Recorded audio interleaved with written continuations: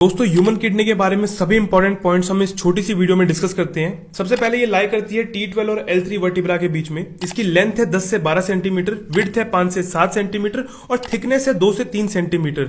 अगर हम किडनी को एक बड़ा सा घर माने तो उसकी एंट्रेंस को कहते हैं हम हाइलम, जिसके थ्रू 3 चीजें जाती हैं, यूरेटर, ब्लड वेसल्स और नर्व्स। अब इस घर में घुसते ही एक बड़ा सा हॉल आता है जिसे हम बोलते हैं रीनल पेल्विस। इस हॉल के कई सारे दरवाजे हैं जिनको हम बोलते हैं कैलिसेस, और दरवाजों के उस पार कई सारे रूम्स हैं जिनको हम बोलते हैं मेडुलरी पिरामिड्स। हर एक रूम की एक बालकनी है जिसे हम बोलते हैं कॉर्टेक्स। तो अगर हम बाहर से अंदर की तरफ आए तो सबसे पहले आएगी बालकनी यानी कॉर्टेक्स, फिर आएगा रूम यानी मेडुलरी पिरामिड। अब इस रूम का दरवाजा होगा जिसे हम बोलेंगे कैलिस, और ये दरवाजा खुलेगा एक बड़े से हॉल में जिसको हम बोलते हैं रीनल पेल्विस। कुछ part of this balcony in rooms के बीच में आ जाती है, इसे हम बोलते हैं कॉलम ऑफ बर्टिनी।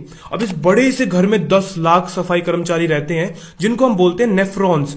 दोस्तों नेफ्रॉन्स के 2 पार्ट्स हैं, सबसे पहला है ग्लोमेरुलस, दूसरा है रीनल ट्यूब्यूल। अब ये रीनल ट्यूब्यूल के खुद 4 पार्ट्स होते हैं। पहला है पीसीटी, फिर है लूप ऑफ हेनले, फिर डीसीटी एंड लास्ट में है कलेक्टिंग डक्ट्स। जो ग्लोमेरुलस होता है ये बना होता है एफरेंट आर्टेरियोल से, जो कि एक पार्ट है रीनल आर्टरी का। अब ये एफरेंट आर्टेरियोल आता है, एक मेश सा बनाता है और चला जाता है इफरेंट आर्टेरियोल के रूप में। और दोस्तों जो इफरेंट आर्टेरियोल है खुद एक बनाता है वासा रेक्टा, जो लूप ऑफ हेनले की गर्लफ्रेंड होती है, यानी उसके साथ रहती है। इस ग्लोमेरुलस को कवर करता है रीनल ट्यूब्यूल का पहला पार्ट, जो कि एक डबल मेम्ब्रेन स्ट्रक्चर है जिसे हम बोलते हैं बाउमन्स कैप्सूल।